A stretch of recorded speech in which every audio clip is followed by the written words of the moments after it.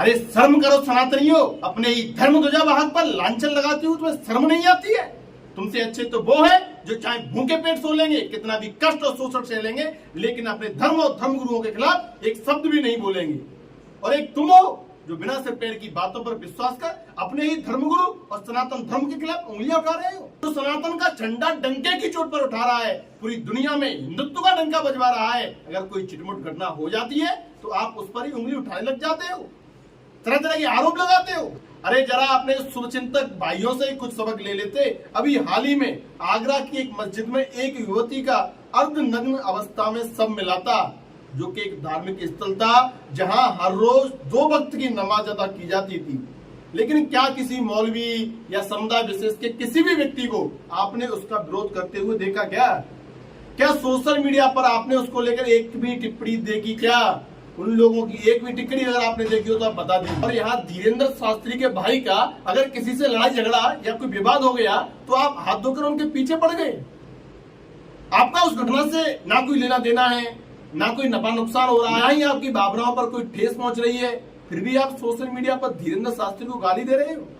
आप गाली किस लिए दे रहे हो? क्योंकि धीरेन्द्र शास्त्री आज आपके भगवान वीर बजरंगबली, बालाजी महाराज, हनुमान जी का गुणगान पूरी दुनिया में कर रहे हैं। या इसलिए गाली दे रहे हो कि वो भारत को हिंदू राष्ट्र बनाने की मांग कर रहे हैं?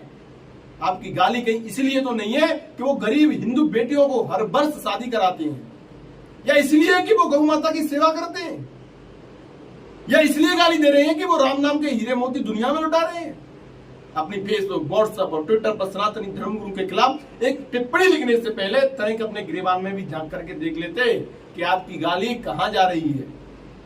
धीरेन्द्र शास्त्री चीख चीख कर कह रहे हैं कि अगर उनके भाई ने कोई कानून तोड़ा है तो उसकी निष्पक्ष जांच होनी चाहिए। उन्होंने कहा है कि वो खुद शासन प्रशासन का जांच में सहयोग करेंगे। धीरेन्द्र शास्त्री ने ये भी कहा है कि जो जैसा करेगा वो वैसा भरेगा, चाहे उनका भाई हो या कोई और हो। फिर भी आपकी बुद्धि ठिकाने नहीं आ रही है साहब, फिर भी आपको सब्र नहीं हो रहा है। अब तो तब हो जाती है जब आप बिना सिर पैर की बातों पर विश्वास किए सीधे लॉरेंस विस्निक गैंग से धीरेन्द्र शास्त्री का कनेक्शन होने की बात कह देते हैं। दोस्तों, किसी के बारे में कुछ भी कहने से पहले जरा अपने दिमाग पर जोर डाल लिया करिए। अब जरा इस मामले के दूसरे पहलू पर भी तनिक विचार करके देख लीजिएगा। बागेश्वर धाम सरकार के नाम से मशहूर धीरेन्द्र शास्त्री के देश दुनिया में लाखों करोड़ों चाहने वाले हैं। शासन प्रशासन के अधिकारियों से लेकर बड़े बड़े राजनेता उनके चरणों में अपना शीश झुकाते होंगे, ये सब आपने देखा है।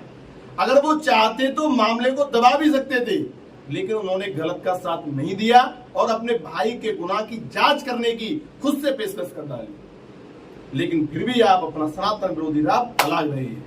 मेरे सनातनी मित्रों, अगर आप धीरेन्द्र शास्त्री के बारे में पूरी तरह से नहीं जानते हो तो थोड़ा इन चीजों को समझ लीजिए। अब मैं आपको बताता हूं कि आखिर बागेश्वर धाम की महिमा क्या है। बुंदेलखंड के छतरपुर जिले के अंतर्गत ग्रामगढ़ा में स्थित है बागेश्वर धाम। इसे महान संत सन्यासी बाबा जैसे ऋषियों की तपोभूमि माना जाता है।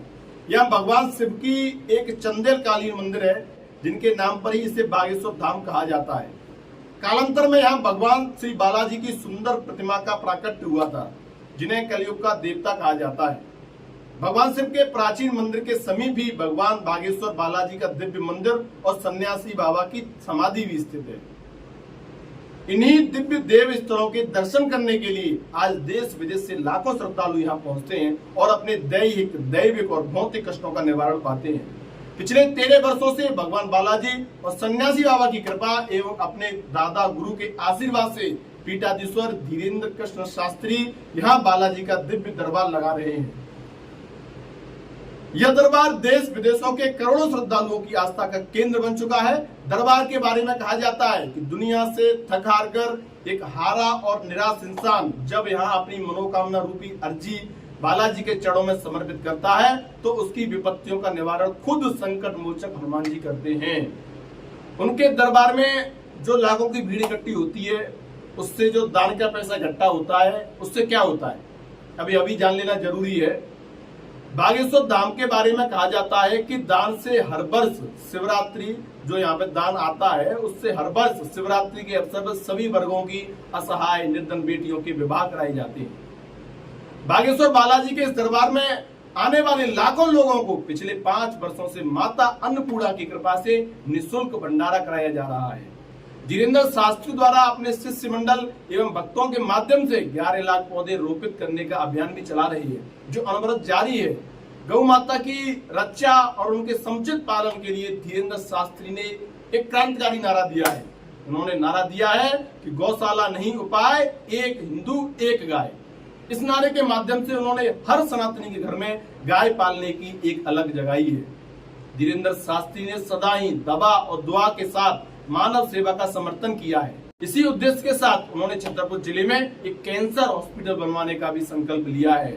आज बालाजी के इस दिव्य स्थल की चर्चा समूचे विश्व में है। लोग भारत ही नहीं बल्कि विदेशों से भी यहाँ दौड़े चले आ रहे हैं। बालाजी की कृपा के कारण धीरेन्द्र शास्त्री ने समूचे विश्व में सनातन संस्कृति का जो गौरव पताका फहराई है, वह भारत को विश्व गुरु बनाने की ओर अग्रसर कर रही है। भारत के प्राचीन सनातन मूल्यों की रक्षा और उनके वैभव को बढ़ाने के लिए धीरेन्द्र शास्त्री ने भगवान बालाजी से भारत के हिंदू राष्ट्र की कामना की है। वे सभी पंथों की सेवा और सुरक्षा के साथ ही सनातन राष्ट्र के, सनातन धर्म के निर्माण का संकल्प लेकर आज देश के करोड़ों लोगों का प्रतिनिधित्व कर रहे हैं। लेकिन इसके इतर कुछ बेवकूफी से भरे लोग हर तरह के झूठ मढ़कर धीरेन्द्र शास्त्री को बदनाम करना चाहते हैं। लेकिन साथियों, ये भी मत भूलो कि चैलेंज देने वाले तमाम तरह के चैलेंज देकर हार गए। उनके दिमाग में जितनी गंदगी थी सब उन पर उछाल कर देख ली, लेकिन आखिर उन्हें पराजय ही मिली। धीरेन्द्र शास्त्री दुनिया के इकलौते ऐसे व्यक्ति हैं जो हर रोज कथा के मंच से कहते हैं, विरोध करने वालों की भी जय। यही बात है धीरेन्द्र शास्त्री की उदारता और उनके हृदय की विशालता को दर्शाती है। लेकिन आज कुछ लोग हिंदुत्व को कमजोर करने के लिए जाति की आड़ लेकर अपनी राजनीति चमकाने के लिए उनका विरोध कर रहे हैं। जिस प्रकार तुम्हारे भाई को तुम्हारे बेवजह विरोध की सजा नहीं दी जा सकती है, उसी तरह तुम्हें भी कोई हक नहीं है तुम सालिग्राम की करतूत के लिए धीरेन्द्र शास्त्री पर कीचड़ उछालो। अब विरोध करने वालों से भी मैं कहना चाहता हूं कि जरा एक बार स्वयं का भी आकलन कर लें। तो धीरेन्द्र शास्त्री के कार्यों को देखना आपको खुद ब खुद समझ आ जाएगा। ये मेरे विचार थे धीरेन्द्र शास्त्री के बारे में। इस बारे में आपका क्या कहना है, एक बार अपनी राय में कमेंट करके जरूर बताएं। धन्यवाद।